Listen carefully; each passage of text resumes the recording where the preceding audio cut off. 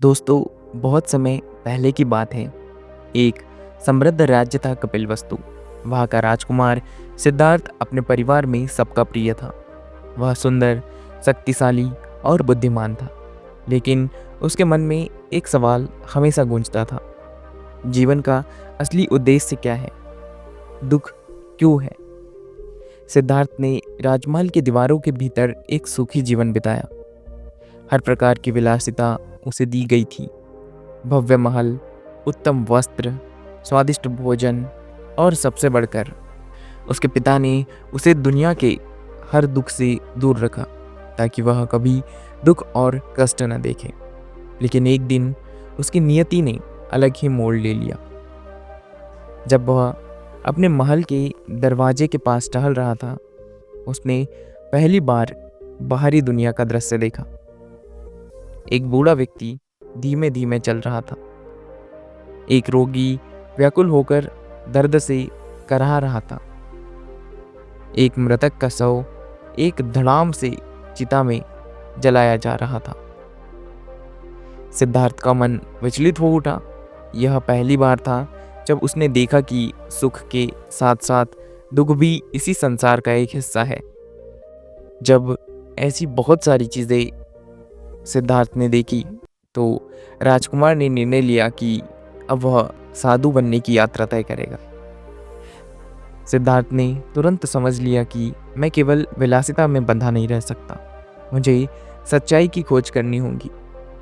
एक रात चुपके से उसने अपना राजसी वस्त्र उतारे, आभूषण छोड़ दिए और साधु बनकर जंगल की ओर निकल पड़े। यह यात्रा आसान नहीं थी। जंगल में उसने कई कठिन साधनाएं की। भूख, प्यास, सब कुछ सहा। बर्फीले रातें और तपती दोपहरी भी देखी। प्राणघातक जीव जंतुओं का सामना भी किया। बहुत सी ऐसी चीज़ों का सामना किया, लेकिन उसका मन बार बार कमज़ोर होने लगा। उसने सोचा, क्या यह कठिन तपस्या ही मुझे सच्चाई देंगी? परंतु हर प्रयास विफल होता गया।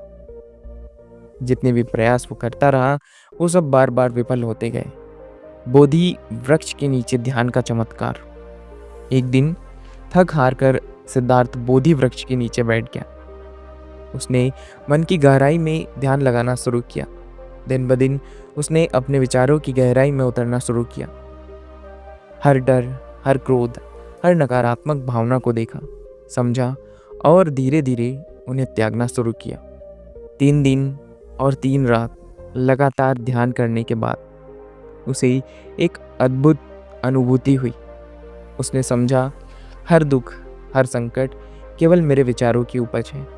यदि मैं विचारों को नियंत्रित करूंगा तो मैं हर कठिनाई से पार पा सकता हूँ। उसने ज्ञान प्राप्त किया। यह ज्ञान था, मन ही सब कुछ है। जैसा सोचोगे वैसा बनोगे। सिद्धार्थ अब बुद्धत्व को प्राप्त हो गया। सिद्धार्थ अब गौतम बुद्ध बन चुका था। दोस्तों, बुद्ध की शिक्षा, मानसिक मजबूती की रहस्यमय कुछ तकनीकें हैं जो बुद्ध ने अपने शिष्यों को भी बताई। बाद में बुद्ध ने अपने शिष्यों को बताया कि जब भी दुख आए उससे भागना मत, उसका निरीक्षण करना, उसे समझना। हर दुख का मूल कारण हमारा विचार है। फिर बुद्ध ने उन्हें कुछ 5 शक्तिशाली तकनीकें बताई। पहला, विचारों का निरीक्षण और परिवर्तन। नकारात्मक सोच को पहचानो और उसे बदल दो। उदाहरण, मैं असफल हूँ तो उसको बोलो तुम कि मैं सीख रहा हूँ। जब तुम असफल होते हो तुम्हें कहना होगा कि तुम सीख रहे हो। दूसरा, विपत्तियों का साहसपूर्वक सामना। कठिनाइयाँ भाग्य की परीक्षा है। उदाहरण, कठिन समय में भी शांत रहना सीखो। तीसरा, वर्तमान में जीना, माइंडफुलनेस। अतीत की गलती या भविष्य की चिंता से दूर रहो। उदाहरण, हर दिन ध्यान लगाकर वर्तमान क्षण को महसूस करो। इसके बाद है चौथा, आत्मविश्वास विकसित करना। खुद से कहो, मैं हर चुनौती का सामना कर सकता हूँ। उदाहरण के लिए, सुबह उठकर आत्मसंवाद करो, अपने आप से बातें करो और अपने आप से कहो कि मैं हर चुनौती का सामना कर सकता हूँ। इसके बाद नंबर 5, शांति और करुणा का दृष्टिकोण। क्रोध और नफरत से दूर रहो, जैसे कि अपमान सहन करो पर संतुलित सोच के साथ।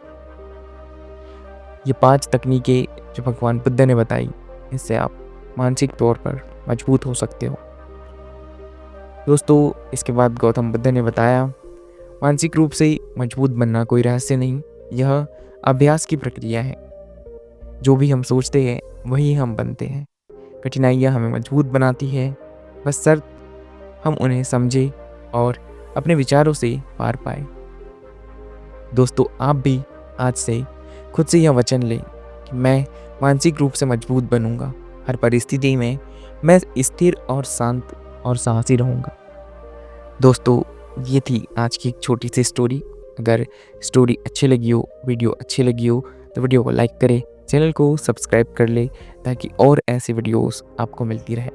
बाकी हम मिलेंगे इसी की तरह अगले वीडियो में। तब तक के लिए धन्यवाद।